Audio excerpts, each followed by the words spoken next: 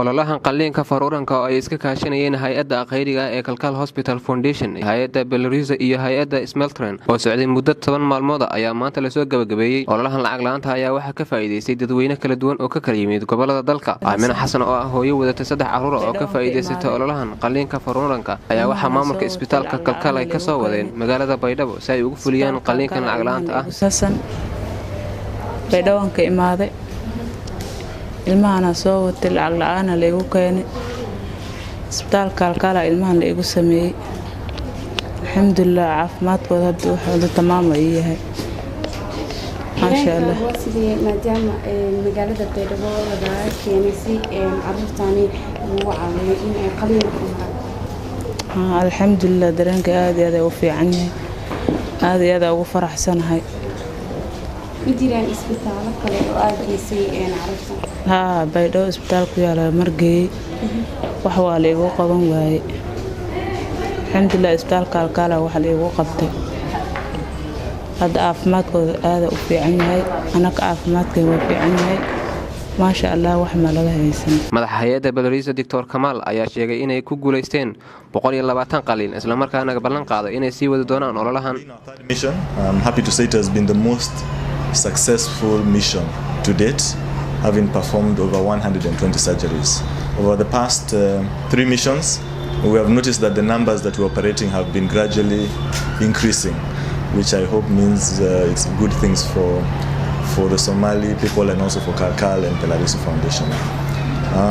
With that, I just hope, I would hope that our partnership with Kalkaal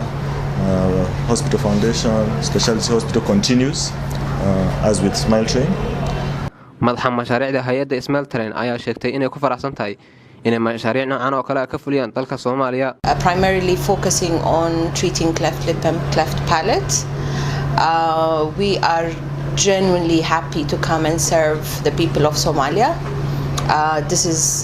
obviously a great burden for the region, and we are really happy to come and help these children who have been vulnerable. Thank you again to Kalkaal Foundation, Kalkaal Specialty Hospital. It's really been a pleasure to come and visit the hospital and how organized and how well you've put the hospital together. We did not expect this. I did not expect this, but it's been really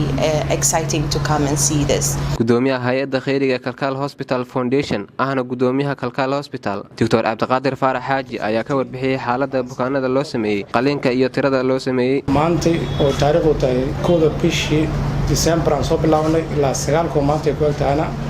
mishinkan waxa alxamdulillah inaan soo dhamaystirnay very successful ku dhamaaday waxaan u sameynay 121 qofood haddii aan statistics aan u sheegno 121 qofood dadka u sameynay dumarka markii la yiraahdo carruurta yar ku jiraan waxaan sameynay 44 qofood ragga markii la yiraahdo waxaan sameynay 77 qofood daada carruurta markaan fiirino hal bil ilaa 5 bilood 5 sano waxaan u sameynay 50 qofood 5 sano ilaa 10 sano waxaan u sameynay maxalla 18 qofood 11 sano ilaa 18 sano waxaan u sameynay 23 qofood dadka waaweyn waxaan u sameynay 30 qofood admiin waxay isku noqonaysaa totalka 121 meel ay ka yimaadeen waxay u badeen gobolka Banaadir 60% ka badan 60% waxaan u sameynay gobolka Banaadir waxay ka yimaadeen Galgaduud oo 17 shabeellada dhexe shabeellada hoose Hiiraan Baardheere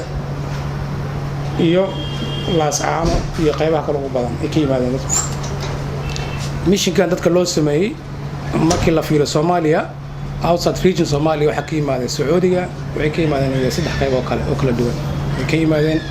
total waxay isku noqonayaan 120 qofood